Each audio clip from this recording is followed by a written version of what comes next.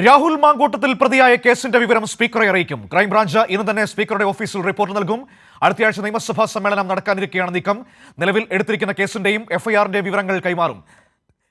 കമലേഷ് തിരുവനന്തപുരത്ത് നിന്ന് വാർത്തയുടെ വിവരങ്ങളുമായി ചേരുകയാണ്. കമലേഷ്, ഏറ്റവും പ്രധാനപ്പെട്ട നീക്കങ്ങളിലേക്കാണ് ഇപ്പോൾ ക്രൈംബ്രാഞ്ച് കടക്കുന്നത്. അതായത് രാഹുൽ മാങ്കൂട്ടത്തിൽ പ്രതിയാണ് എന്ന വിവരം ക്രൈംബ്രാഞ്ച് സ്പീക്കറെ അറിയിച്ച് മറ്റ് കാര്യങ്ങളിലേക്ക് കടക്കുകയാണോ? അതാണോ ഇപ്പോൾ നമുക്ക് ഏറ്റവും പുതിയ വിവരമായി ലഭിക്കുന്നത്? മനു, തീർച്ചയായും വളരെ പഴുതടച്ചുള്ള ഒരു അന്വേഷണത്തിന്റെ ഭാഗമായാണ് ഓരോ കാര്യങ്ങളും കൃത്യമായി നിയമപരമായി തന്നെ കാര്യങ്ങൾ വളരെ കൃത്യമായി മുന്നോട്ട് കൊണ്ടുപോകുന്നത്. ഇതിന്റെ ഭാഗമായി, അതായത് ഒരു കീഴ്വഴക്കത്തിന്റെ ഭാഗമായാണ് ഈ നിലയിൽ ഒരു സ്പീക്കറെ ഇത് സംബന്ധിച്ച് ഈ വിഷയം ധരിപ്പിക്കുന്നത്.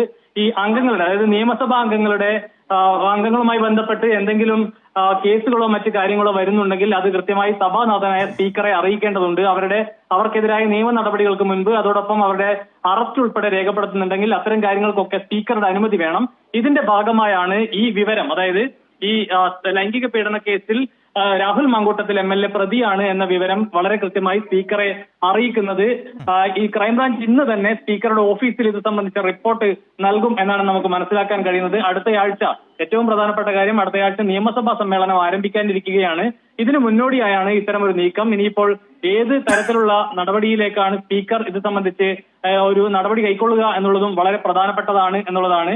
ഈ നിലവിൽ എടുത്തിട്ടുള്ള കേസിന്റെയും അതുപോലെ തന്നെ FIRന്റെയും ഉൾപ്പെടെയുള്ള വിവരങ്ങളാണ് കൈമാറുക എന്നുള്ളതാണ്.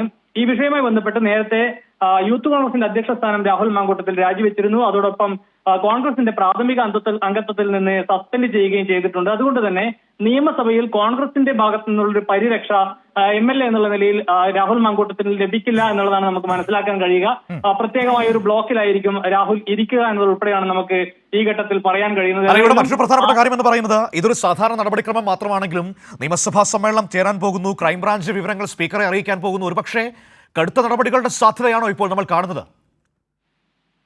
മനു, സ്വാഭാവികമായും അത്തരത്തിൽ തന്നെ വേണം സംശയിക്കാൻ. നേരത്തെ തന്നെ രാഹുൽ മാങ്കൂട്ടത്തിൽ ഉൾപ്പെടെയുള്ള ആളുകൾ, കോൺഗ്രസ് നേതാക്കളെല്ലാം പറഞ്ഞിരുന്നത് ഒരു പരാതി ഇതുവരെ വന്നിട്ടില്ല, അതിൽ കേസെടുത്തിട്ടില്ല, FIR ഇല്ല എന്നതുൾപ്പെടെയുള്ള കാര്യങ്ങളാണ്. എന്നാൽ നിലവിലെ സാഹചര്യം അതല്ല. നിരവധിയായ പരാതികൾ ക്രൈംബ്രാഞ്ചിന് മുന്നിൽ വന്നിരിക്കുന്നു. അക്കാര്യത്തിൽ FIR ഇട്ടുകൊണ്ട് കേസെടുത്തിരിക്കുന്നു. രാഹുൽ മാങ്കൂട്ടത്തിനെ പ്രതി ചേർത്തിരിക്കുന്നു. ഇപ്പോൾ നിലവിൽ ഈ ലൈംഗിക പീഡന കേസിൽ പ്രതിയായ MLA ആണ് നിലവിൽ രാഹുൽ മാങ്കൂട്ടത്തിൽ. അതുകൊണ്ട് തന്നെ ഏത് തരത്തിലുള്ള നടപടിയായിരിക്കും സ്പീക്കർ കൈക്കൊള്ളുക എന്നുള്ളത് വളരെ പ്രധാനപ്പെട്ട കാര്യമാണ്. ഈ അടുത്ത കാലത്തൊന്നും കോൺഗ്രസിന് ഈ നിലയിലുള്ള ഒരു പ്രതിസന്ധി നേരിടേണ്ടി വന്നിട്ടില്ല എന്നുള്ളതാണ് വലിയ ഏറ്റവും പ്രധാനപ്പെട്ട ഒരു സാഹചര്യം എന്ന് പറയുന്നത്. ഏതായാലും കേസുമായി മുന്നോട്ട് പോവുകയാണ്. വളരെ ക്രിയാത്മകമായി, കാര്യക്ഷമമായി ഈ കേസിന്റെ പഴുതടച്ചുള്ള അന്വേഷണത്തിലേക്ക് ക്രൈംബ്രാഞ്ച് പോവുകയാണ്.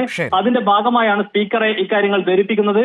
അതിനുശേഷം സ്പീക്കറുടെ മറുപടി അല്ലെങ്കിൽ സ്പീക്കറിന്റെ പ്രതികരണം ഇതുമായി ബന്ധപ്പെട്ട് എന്താണ് ഇതിനെ അടിസ്ഥാനപ്പെടുത്തിയിരിക്കും തുടർന്നുള്ള ക്രൈംബ്രാഞ്ചിന്റെ നടപടികൾ എന്നാണ് നമുക്ക് മനസ്സിലാക്കാൻ കഴിയുന്നത്. ഏതായാലും കോൺഗ്രസ് വലിയ പ്രതിസന്ധിയിലേക്ക് പോകുന്നു.